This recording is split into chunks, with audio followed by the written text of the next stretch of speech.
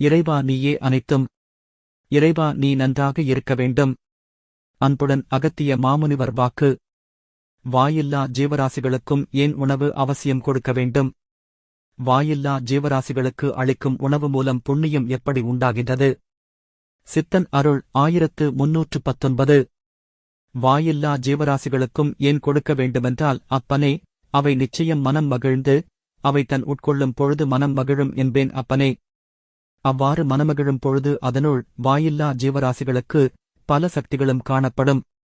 அதை அவைகள் உமிழும். அவை உமிழும் பொழுது அப்பனே நிச்சயம் யார் கொடுத்தார்களோ நிச்சயம் அதனையும் கூட தாக்கும் அடையும் என்பேன் மனதாகவே அப்பனே.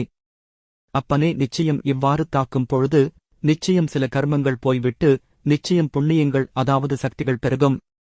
அதனால்தான் புண்ணியங்கள் செய்யுங்கள், புண்ணியங்கள் செய்யுங்கள் என்றெல்லாம் சொல்லிக் கொண்டிருக்கின்றேன் அப்பனே. இவ்வளவுதான் உங்கள் சக்திகள் கூடும். இதனை மாற்றிவிட்டார்கள் புண்ணியங்கள் என்று கூட. ஆனாலும் இதனைக் கூட மனிதனுக்கு தெரியாமல் அலைந்து திரிந்து கொண்டிருக்கின்றான். ஓம் அன்னை ஸ்ரீ லோபாமுத்ரா உடனுரை தந்தை அகத்திய மாமுனிவர் திருவடிகளில் சமர்ப்பணம். சர்வம் சிவார்ப்பணம்.